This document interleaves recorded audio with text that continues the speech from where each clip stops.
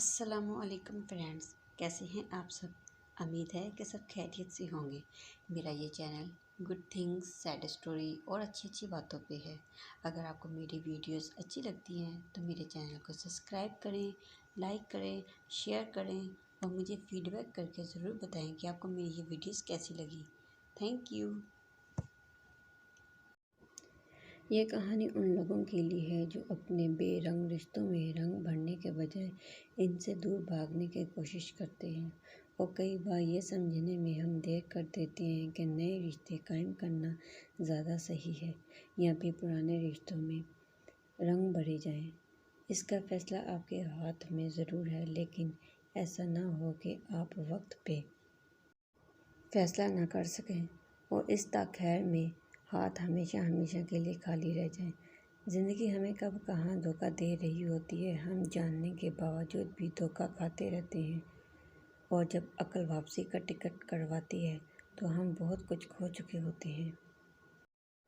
آج صبح کا وقت تھا، ہمیشہ کی طرح آج بھی کھانا لگاتے ہوئے اس کا پورا دھیان پلیٹیں سجانے میں تھا اور میری آنکھیں اس کے چہرے پہ جمی تھیں۔ میں نے آہستگی سے اس کا ہاتھ تھاما تو وہ چونک سی گئی۔ میں تم سے ایک ضروری بات کرنا چاہتا ہوں۔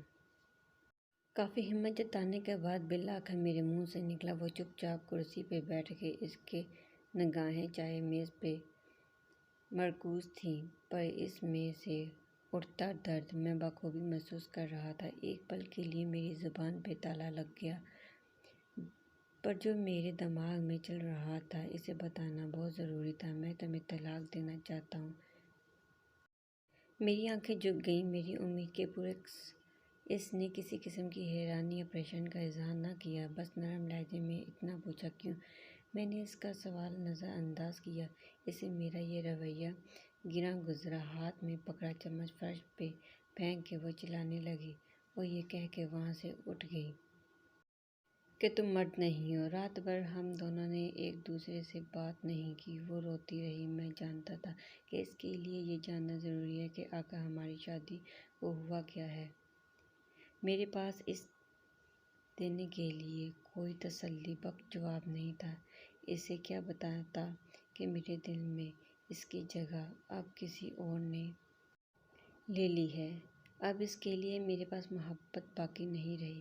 مجھے اس پہ ترس تو بہت آ رہا تھا اور ایک پچھتاوا بھی تھا، پر اب میں جو فیصلہ کر چکا تھا اس پر ڈٹے رہنا ضروری تھا۔ طلاق کے کاغذات عدالت میں جمع کرانے سے پہلے میں نے اس کی ایک کاپی اسے تھمائی، جس پہ لکھا تھا کہ وہ طلاق کے بعد گھر، گاڑی اور میرے ذاتی کاروبار کے 30% کی مالکن بن سکتی ہے۔ اس نے ایک نظر کاغذات پہ دوڑائی اور اگلے ہی لمحے اس کے ٹکڑے کر کے زمین پہ پھینک دیے۔ جس عورت کے ساتھ میں نے اپنی زندگی کے 10 سال بتائے تھے، وہ ایک پل میں اجنبی ہو گئی۔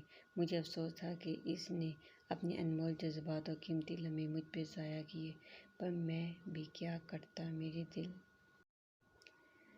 میں کوئی اور اس حد تک گھر کر چکا تھا کہ اس کو کھونے کا تصور ہی میرے لیے ناممکن تھا۔ بالآخر وہ ٹوٹ کے بکھری اور میرے سامنے زیرہ زیرہ ہو گئی۔ اس کی آنکھوں میں آنسو کا سمندر امڈ آیا تھا۔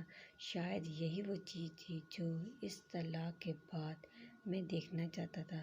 اگلے روز پورا دن اپنی نئی محبت کے ساتھ بتا کے جب میں تھکا ہارا گھر پہنچا تو وہ میز پہ کاغذ پھیلائے کچھ لکھنے میں مصروف تھی۔ میں نے اس پہ کوئی دھیان نہ دیا اور جاتے ہی بستر پہ سو گیا۔ دیر رات جب میری آنکھ کھلی تو وہ تب بھی کچھ لکھ رہی تھی۔ اب میں نے اس سے کوئی سوال نہیں کیا۔ صبح جب میں اٹھا تو اس نے طلاق کے کچھ شرائط میرے سامنے رکھ دیے۔ اس سے میری دولت اور جائیداد میں سے کچھ نہیں چاہیے تھا۔ وہ بس 1 مہینہ مزید میرے ساتھ رہنا چاہتی تھی۔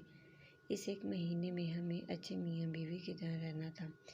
اس شرط کی بہت بڑی وجہ ہمارا بیٹا تھا، جس کے کچھ ہی دنوں میں امتحانات ہونے والے تھے۔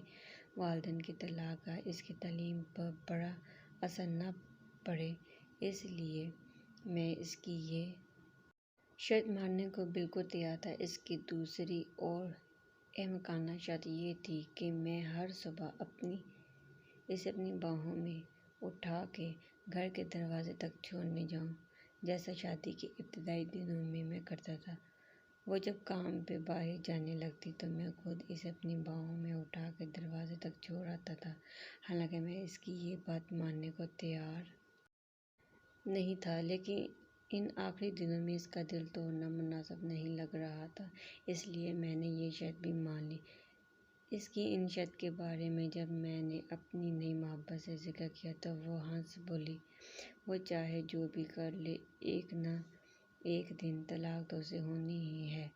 میری بیوی اور میں نے اپنی طلاق کے معاملے سے متعلق کسی اور سے ذکر نہ کیا۔ شرط کے مطابق پہلے دن جب مجھے اسے اٹھا کے دروازے تک چھوڑنے جانا تھا تو وہ لمحات ہم دونوں کے لیے بے حد عجیب تھے۔ ہچکچاتے ہوئے میں نے اسے اٹھایا تو اس نے بھی اپنی آنکھیں بند کر لیں۔ اتنے میں تالیوں کی ایک گونج ہم دونوں کے کانوں میں پڑی۔ پاپا نے ممی کو اٹھایا ہوا ہے، ہا ہا ہا ہا۔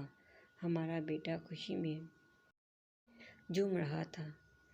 اس کے الفاظوں سے میرے دل میں ایک درد سا اٹھا اور میری بیوی کی کیفیت بھی لگ بھگ میری جیسی تھی۔ پلیز اسے طلاق کے بارے میں کچھ مت بتانا، وہ آہستگی سے بولی۔ میں نے جواباً سر ہلایا۔ اسے دروازے تک چھوڑ کے بعد میں اپنے آفس